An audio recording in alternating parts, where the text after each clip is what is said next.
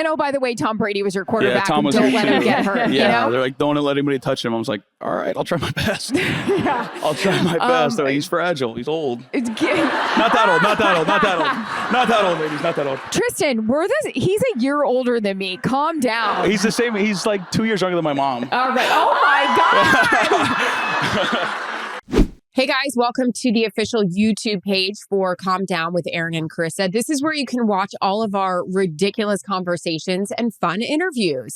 We have full shows. We've got pre-games, anything and everything that you guys could want. But first, you're going to have to subscribe. Just hit subscribe right there and you're good to go. And now you can calm down with us. Yep. Can you tell that we're reading this off a script? We hope so. All right. We need to calm down and wrap this bad boy up. Press subscribe. Thanks for listening.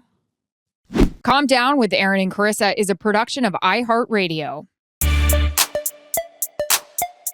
Well, this next guest makes a living playing football and does it very, very And well. he looks great in a for the selfie. Tampa Bay Buccaneers, and he doesn't need a filter. His name is Tristan Wirfs, and he's joining us now. Give us a second while we add a chair for our star of the show, who's wondering why it is he's got to be stuck in between us. But Tristan, I can't wait to ask if you heart text messages or take selfies. Give it up Look for at that Tristan baby Wirfs, face. everybody.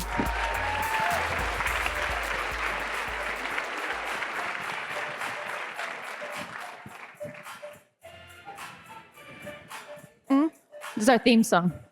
Tristan, you just did Ryan Clark's podcast, right? How was that? Compared to this. He said, we'll Hey, see. Look at Tristan Wirfs. He's the best. Do we have a mic for our guy? You're probably in the middle. Oh, Testing. Can you hear me? get up in here, babe. There we go. Cutie pie. In the middle. Do you feel a pressure to heart text messages or exclamate? Are you that guy? I'm terrible at that. I'm terrible at texting, like texting people back. You're the guy that doesn't text back? Yeah, Oh, come on, I've heard about it. It's bad. Yeah. When did that start? Forever? For a while. It's Yeah. been, How I'm, long I've have been you very good had at it for a that while. problem? But the liking thing, I don't know. What is that? I don't know what that is. Yeah, I feel bad. I heard you saying you feel bad about it. Yeah, Like, Sherm's always like, yeah, am I did it supposed for you to? Yeah. guys. Do I have to like it? Do I need to heart it? Like, Yeah. It's terrible. Well, you're liked in this town. How great is he? How many text chains do you think you're on? I'm sure the offensive line has one, right? Just you guys. Yeah. Then you probably have one with your quarterback, Baker Mayfield, correct? Yep. And There we then, go. Shout out Baker. Nice. And then what other group one? I mean, that you can tell us about on the team. And then is there a whole team one? No, the whole team ones is like teamwork. It's like this app that we use. They send out messages to us, but we have the O-line. We make a new O-line whenever year because obviously the turnover's crazy. Love to know what the nickname for it is, but you don't have to tell us. I can't say. Yeah. I can't say. Who came up with it? Well, we have one. It's called the Council of Elders. That's like Cute. It's like the O-line, Baker, and then we have Graham Barton, our rookie. So it's like Council of Elders plus Graham is what the name of it is. He's a rookie. He's got 3 more games into his second year. Then he's not a rookie anymore. That's so cute. Oh, I love it. You're not a rookie. I can't believe you're headed into your 6th season. I know. Has it gone by fast? Really fast. Too fast almost. Yeah. Yeah, year 6 is crazy. I don't know where it went. If you could go back and tell your first year self something, what would it be? I love that. Oh. I think just enjoy it. Enjoy every moment of it, you know. The days off, the days, you know, you're just with your guys because like my best friend Robert Hainsey, like he's a free agent. He's gonna be going somewhere, and it's gonna be weird, like not seeing him. Like we've had our talks, we've had our cries. That's such a hard part of the business, right? Yeah. People don't get that, especially when you have kids, your families, your relationships. It's the worst part about the business. No, 100%. But just that's the biggest thing is like enjoy the friendships, and enjoy the memories because it goes by so fast. Like I can't believe going into year 6. Like that's crazy. So enjoy it. That's it. And yes, I would say enjoy it. Yeah, that's what we try to do, Chris and I, because we're a lot older. And as we were getting ready to do the Super Bowl this year for Fox, we just kind of thought to ourselves, like, we don't know when this is going to come around. Well, we know in 4 years, but it could look different every single time we do it. So, I remember the videos of you on draft day, and I don't cover football anymore or college football anymore, but obviously when you had signed a certain quarterback to come and the Bucs were on a mission to get that line in order to protect him, I remember watching the draft and seeing 2 pieces of footage. One, you jumping out of the pool. Yeah. Had you ever seen that one? Freak. Wow. Thank you. Can you, if you guys have ever seen it, you're literally jumping out of the pool in the shallow or the deep end? No, I'm kidding. It's a shallow. Yeah. It's a shallow. It's 3 feet 6 inches. I'll take. It was fun. My man. It was fun. Right on. It was just back in Iowa. It works here, not with the flight attendant. Sure. Yeah. It was just back in Iowa at the local pool. We had Iowa. Yeah. shout out Iowa. Who was that? Stand there up. we Stand go. up. Shout out Iowa. There we go. There we go. She is. How we doing? Yeah, at the local pool. It was like one of our running backs, my teammate in college. He's like, "Oh, I saw this on social media. Let's try it." And I was like, "There's no way any one of us can do that." And we all tried. Then I go up and I got up there and but fell back in the water. I was like, "Somebody go get my phone." I said, "I'm gonna get up there." Yes. Yeah, and I did it. It was fun. That's awesome. Yeah. And then, of course, the other clip I'll never forget is you walking your mom on the makeshift red carpet. Of course, that was 2020, the year of COVID, the draft, which I thought was one of the best. Well, we all needed something right at that point. And the draft was such great television for all of us stuck at home. But you walking your mom down the red carpet, which I loved so much, that resonated with me. We talk, you have a new baby. I have a new baby, 11 months, 20 months. With me. The one without the kid. Woo! Yelling. Probably because I don't have a kid. No, I'm kidding. Kids are great.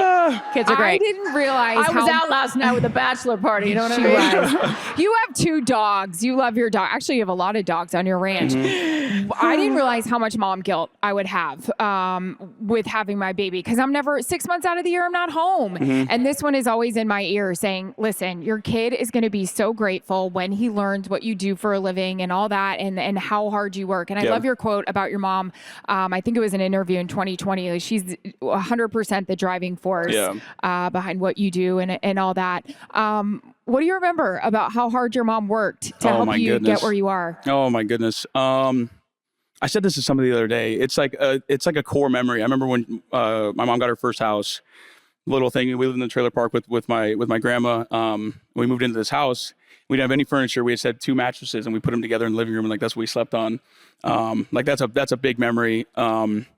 Yeah, her first house. And I remember how excited she was. I think I was 5 or 6. But just her giving me everything I needed to go out and play these sports. I want to be as successful as I could, and give them everything I had because she's doing everything she can to just, buy me cleats, buy me a baseball glove, a new baseball bat, whatever it was. She's just doing everything she can to allow me to have fun with my friends. So she's always been, the driving force in my athletic career.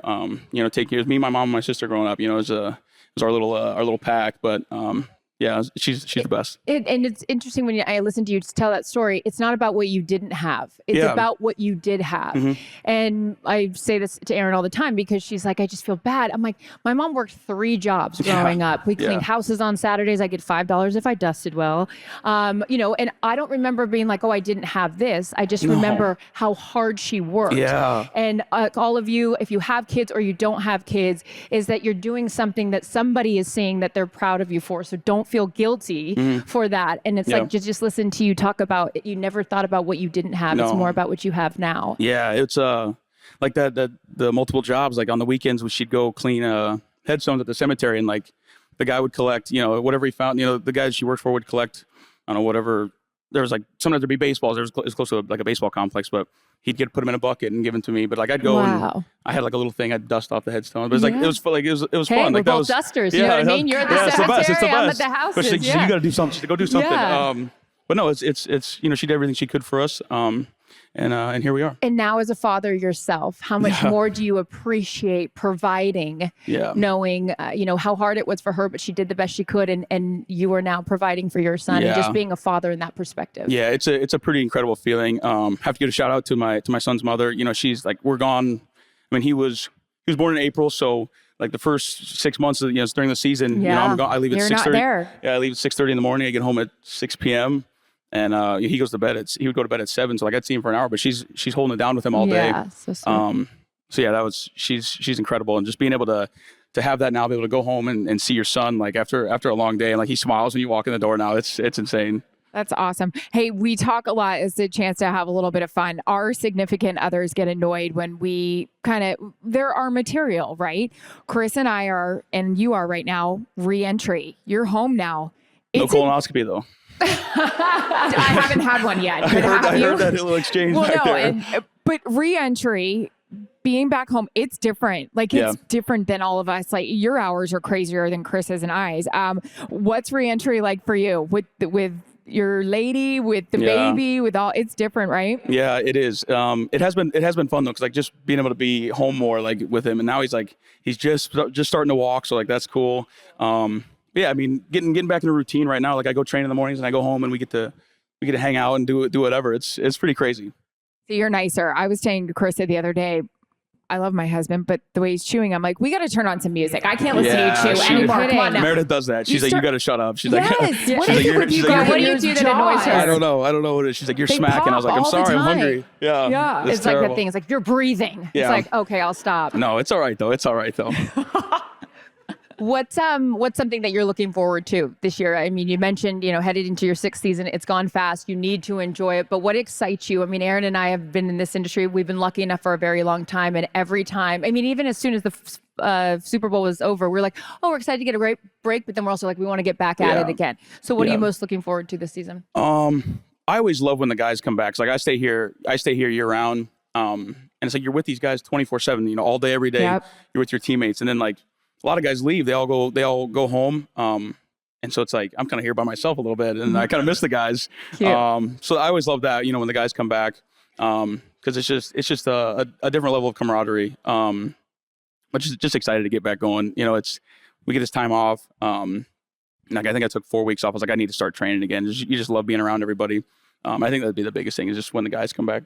Erin asked a great question to me earlier where she was saying, what is it about football that you love? What is it? I said, football. I'm not even a player and it's given me everything. Yeah. What is it given you? I don't want to be cliche, but everything as well. Like it's friendships, memories that'll last a lifetime. An outlet growing up. Like I grew up in a small town. There's 4,000 people. It was me and my sister were like the only black kids. So it's like, I got bullied in different ways. It was like, I can go now, like, it's just a little escape. Like go play football, like go have fun. And you felt like you belonged. Yeah. 100%. That's a good way to put it. Yeah. That's awesome. Yeah. But it's fun. I mean, it's my life now and I get to play a game for a living. It's, I always say people, we have to go do this. We have to go to practice in the heat. We have to go train. We have to do whatever.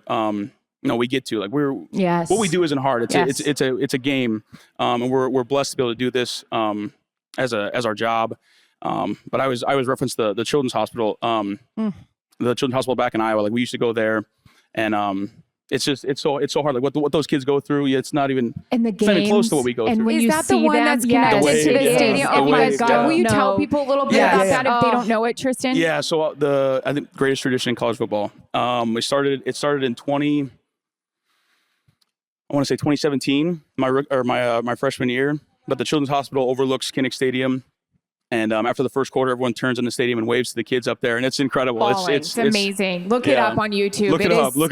You'll cry. I cry. I'm about to cry right now. It's crazy. Especially now that you have a baby, it hits even harder. I mean, that's one of the things I love so much about professional athletes, how you guys give back what you do, how you are such a light for a lot of the children's hospitals and all your initiatives and stuff like that. But once you have a baby, it hits you differently. It's different, yeah. Oh, I love. Give us your first memory of doing that at Iowa. Do you have one, or even going into that hospital? Of my first memory of the hospital? Yeah, that whole moment. I think the biggest one I remember is it was around Christmas time. And there's me and my roommate had gone up there, and there's a little boy room we were going to, and I can't remember how old he was. He might have been 10, but their house had burned down, and he ran inside to save his little sister, and he was burnt head to toe. Like his life's completely changed, and we just went in and like tossed a little Nerf football with him for 20 minutes, and he was smiling, and his mom was like, he hasn't smiled in weeks, and it's just like. I just got goosebumps. But it's just a little thing like that, and can go change someone's life, and you don't know how much that means to them. But it meant a lot to me, and it stuck with me for 7 years now. But yeah, that's a pretty heavy memory, but it was a nice one. Yeah, my niece was diagnosed with a brain tumor when she was 6, and she was at Children's Hospital. And the thing that she would get excited about, two things. watching the Seahawks on Sunday, and Taylor Swift. So her whole thing was like, as soon as she got out of the hospital, we went to a Taylor Swift concert, and there was like nothing like her, her head shaved, and the other one, she wanted to see Erin at Dancing with the Stars, which Erin made it happen. She got a front row seat, and it was amazing. So just that idea. So many sparkles and spray tans. So many sparkles and spray tans. 5, 6, 7, 8. But sports is the great unifier. And whether it is what you guys have seen here in your own backyards with hurricanes, or us with the fires, or any kind of devastation after 9/11, I mean, anything that happens, sports is the great unifier. It brings people together. It doesn't matter about politics. It doesn't matter about religion. What is it that you love most about being a part of this organization and football? Oh my gosh. I think this organization is the impact we have in the community. There's so many different initiatives that we have. O-line specifically, we do O-line Lights Up Christmas. We do a thing where a bunch of kids in Tampa get to come have like kind of a shopping spree. We do turkey time with the O-line. We last year we gave out over 1,000 Thanksgiving meals at Thanksgiving. There's just so much stuff. I mean, Darcy, this right here, the She Is Football Summit, like, it's incredible. There's so many initiatives that the Bucs do, and it's just great to be a part of and watch. Love that. I love that. And I also remember back in 2020, your first year, I mean, it was such a difficult year. And thank goodness the NFL, the teams, Darcy, the players figured out a way to provide relief and actually have a season that year. Your first season, which is bananas if you think about it, how different that season was for you as a rookie to come in with how bizarre it all was. Yeah. And oh, by the way, Tom Brady was your quarterback. Tom was don't let him get hurt. They're like, don't let anybody touch him. I was like, all right, I'll try my best. I'll try my best. They're like, he's fragile. He's old. Not that old, ladies. Not that old. Tristan, he's a year older than me. Calm down. He's the same. He's like 2 years younger than my mom. All right. Oh my God. Sorry. He says that as he shines his Super Bowl ring. So you're good. You're good. Well, now that we've absolutely shit on Tom Brady, I want to get your biggest lesson or the biggest thing you took away from playing with him. Oh, wow. I think a couple things. I think one, just I think I've always been a very competitive person, but seeing him, like, he's the most competitive person like I've ever been around. I think a big thing for me was, as a young player, like, you battle through injuries, you battle through, aches and pains, all that. And I remember in my head as a rookie, I was like, it'll go away. It won't, just come from college. It was like, stay out of the training room. Don't tell anybody if you're hurting, like, it'll go away. And then Tom's like, you can't do that. He's like, especially him playing for 20 some years. 127 some years. Yeah. He's, his first year was what was Tom's first year? 2000? Well, 99? 99? Ryan, do you want to hit us in our year? What was Tom's first year? He's checking. 99. Yeah, so that was the year I was born. So it's like, he's been playing since I've been alive, and he's like, you got to take care of your body. You have to. He's like, that's the key to playing in this league for a long time. You're adorable. You're just gonna keep telling the story as we all laugh. Sorry. And you've probably done this every single speaking engagement you've gone to. When was he born? Oh, that's when I was. Or when did he play? Yeah, you got to. Oh, it's so good. But just taking care of your body. I graduated high school when you were born. Oh my God. You graduated high school? Is that what you said? Yeah, because it's 2000. Ryan told us, confirmed it was 2000. You were born in 99. 1999. Oh my God. What was the song of your childhood? If you grew up in 2000, like, what was a jam of your childhood then? My mom loved Prince. Purple Rain. Oh, well, okay. that's timeless. She played it all the time. Okay, but that wasn't out in 2000s. I was thinking of like 2000 radio. Something that I liked. Like 98 Degrees. I don't know. What do we think? No, that's just me. Okay, sorry. To. What was your jam in the Iowa locker room? The Iowa we didn't have music in our locker room. Okay, well, ask a different question. What would be your walk-up song if you were a baseball player? Your walk-up to the plate song. Think about it. Yeah. What's that? My gosh, I can't remember the name of it. I'm not good with this. I just know how. I know what it is. My walk-up song. I had to pick a walk-up song for the combine. It was going to be a Johnny Cash song. It was going to be. It was going to be. It was. I'm totally blanking on the name. Okay, we'll go through a list Cash of them. songs. What do you have, Ryan? Top Johnny Cash songs. He's looking. Ring of Fire. No. Ring of Fire. Great movie. You ever seen that with Reese Witherspoon? I Walk the Line. Joaquin Phoenix? Is he in that? Yes, with Joaquin Phoenix. Yeah. Great movie. Was it I Walk the Line? No. Ryan? You can tell that long sun rider. Wait, I like that Go, Ryan's go, like Rambler, a Wizard the of Oz Gambler, behind the hold curtain. on. He's right here. Just come No, out. do it. Sing It was it. like You were singing the it. Rambler, the Gambler, the Black Rider. You guys know? If you know, let's start Was he singing gonna it cut together. him down? Gonna cut him down? Something like that? Shoot. Rider or something? I'll take songs I don't know for 100. Anne? Wait. Leave it to Anne. Anne knows. Is that Anne? That's Anne. Anne, nice to meet you. What Yeah. what's the name of the song? Her colon's great. This is incredible. Yes, that one. That was going to be my walk-up song for the Ooh, combine. can we play I love it? it. Do you mind Yeah. playing it? Just push play, and then we'll all start singing. Oh, damn it. Okay, we'll figure it out. Yeah, that was going to, I would say that. I would say Yeah. that's what I would walk up to if I was playing baseball. Okay. Hey, Yeah. you know what I was dying to ask you? Yeah. Week 4 this year Right on. against the Eagles. Right on. My man. The hottest game I've ever worked in my life. Yeah, I thought yeah. it was when Baker needed to change his pants at halftime. Yeah. He said sweat right through him. Yeah. I should have. An Iowa kid playing Yeah. here in Yeah. Tampa. How do you adapt to that? And what was your first holy shit, it's another level of hot here. Yeah. I think you'd adapt pretty quick because now, I used to love the cold and now I hate the cold. Yeah. I think I'm a Florida kid That's now. Brady. Yeah.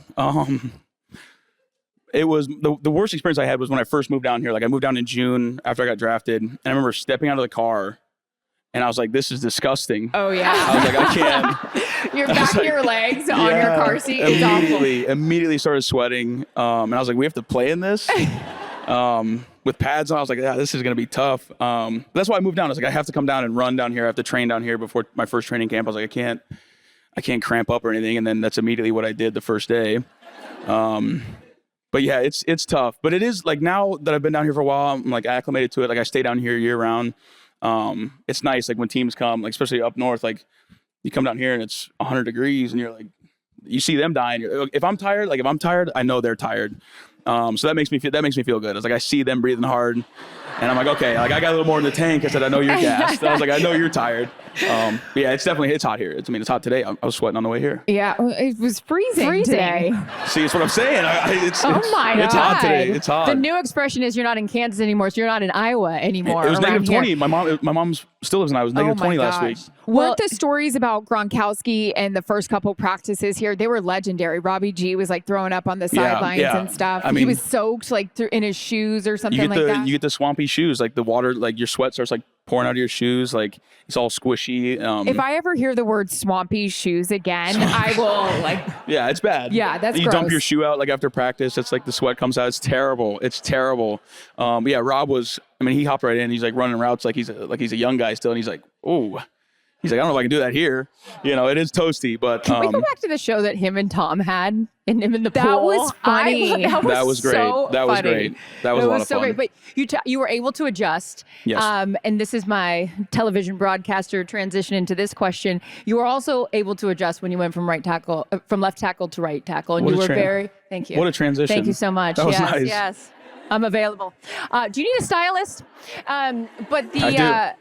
You were very honest that you got in your head about that. So explain to people that don't know football or the intricacies of how difficult. It's not just changing. It's changing a position, but it's a entirely different thing, and how difficult that was for you, and how important it was though to understand that you can reinvent yourself. Yeah, that was tough. I have very high expectations for myself, and I felt like them asking me to do that. They had high expectations of me, and I just didn't want to let anybody down. That was my biggest thing. I didn't want to not live up to those expectations. And it was tough. It was the beginning of the offseason. I'm having nightmares about it, giving up clean sacks, and it's a crazy nightmare to have. I was like, why am I dreaming about this right now? It's March.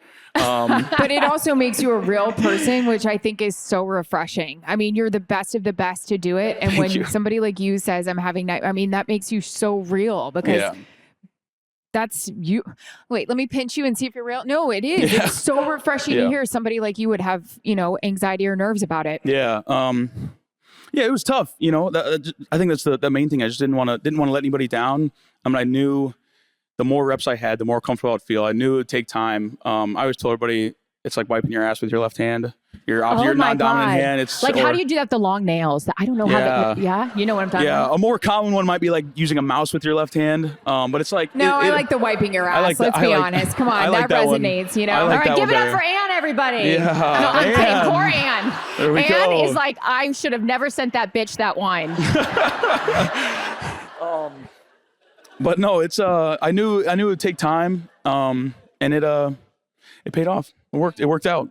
But you were also very honest. You wanted to talk to somebody about it, which I also think is incredible, because why do we try to mask the fact that we need help? Yes, you can applaud that. And I love that you went public with it. You're like, listen, I want to talk to somebody. Was that something you were guided to do? Like, hey, you should talk, or you just thought this is the best way to deal with it? Robert Hainsey, actually, he told me I should meet with Dr. Joe Corella, our sports psychologist. Shout out Dr. Joe. He's the best. But he kind of just sat me down. We'd meet once a week and kind of just talk through like what I was feeling, my thoughts. And it was just nice to verbalize those and kind of realize like how crazy it sounds in my head. I was like I'm in my head. I'm like, I can't take a pass set. I can't throw my hands, whatever. A lot of football talk, but it's, I couldn't get those negative thoughts out of my head. He said, let's just replace these with positive thoughts. Like, you can do it. You can, just stuff like that, little things, little tools to help me kind of get over that fear of failure. And, which I think that's always going to be there in our profession. Like, that's, we're judged on our success, so it's, but just being able to talk to somebody about it and get it out in the open and get some feedback on it, it was incredible. Not to get all Oprah or Dr. Phil on you, depending on what show you like. That's so old, by the way. You probably don't know who. I watched Oprah. Okay, exactly. okay. Anyone know Sally Jesse Raphael? I was She just great. going to say that. Or Phil Donahue. I remember watching those with my mom. What a legend. Tristan's like, but you can use that with everyday life as well. Yeah, 100%. Like, whenever you have a negative thought, just try to fill it in with a positive one. We should do that more. We're negative self-talkers over here. It's terrible. Because I heard you say we get to do this. We get to play the game of football. We get to practice in 120 degrees humidity, whatever it is. Were you always like that? Or, no. Okay. No. College, you're like, college is some of the hardest stuff. Like, they tell you, like, hey, the strength conditioning program, like, it's going to suck. Yeah. And you're like, oh, I don't want to go run 25, 60-yard sprints today. I don't want to go do this. I don't want to go back squat. It's I think it's just in our nature. Like, it's hard to do hard things, And so changing that mindset of like, no, we get to do this. I think going to the children's hospital is a big help. Like, realizing what these kids are getting poked and prodded with needles all day, like going through chemotherapy, getting skin grafts. And I'm like, I have to go back squat. I have to go run, seriously, to go play a game, to go play football. So it's like realizing that perspective, it's like, yeah, we get to play football. I get to do for a living what we would do at recess, as a kid. And those kids don't have that anymore. So it's just all perspective, but it's crazy. We are filled with a room with a bunch of wonderful, successful women. And I always think it's really important to ask athletes, when given the opportunity, the best advice that you've gotten along the way, whether, whatever respective business that everybody in the audience is in, sort of what life advice has stuck out to you that you've received that you're able to apply to your profession. Oh my goodness. That's a good one. You need time. Erin and I can fill a lot of space. Can you do that for me? Yeah, I have no problem. They should shut my mic off sometimes. Ask the guys in the bachelor party last night. They're like, Jesus. Shut up. She was talking to them about prenups. I did. I go, hey, we got to get a prenup. I go, not for you. I was like, is your lady a gold digger? No, I'm kidding. I think I think some of the best advice I've gotten was probably back in college from Coach Ferentz and Coach Doyle. It was just his job wasn't to make us a better football player. His job was to make us a better man, a better husband down the road, a better father down the road, whatever it may be, a better member in your community, and just trying to live every day, trying to do that. I think that always stuck with me. It was like one of my first meetings at my freshman year, and he's that was his introductory speech to us. And that always, I don't know, that's stuck with me since then. I've just been that's what I've been trying to do. Well, you're a great football player and you're a great man. And thank you for spending a little bit of your off-season time with us. And 800 women. You had to do, but you you did it. And we very much appreciate you. Enjoy your off-season. I will. What you have of it. And thank you so much for being an inspiration for all of us. You're a class act. Thank you guys very much. We love you, Tristan Wirfs. Thank you guys. Thank you. He's off to a colonoscopy now, guys. Yeah. Just kidding. We're going to play a drinking game called colonoscopy soon if we say it one more time. Again, Ann, I'm so sorry. Thank you. Give it up for Tristan Wirfs. Thank you, guys. Thank you. Any guesses what that group chat is called? Ooh, interesting. Calm Down with Erin and Charissa is a production of iHeartRadio. For more podcasts from iHeartRadio, visit the iHeartRadio app, Apple Podcasts, or wherever you get your podcasts.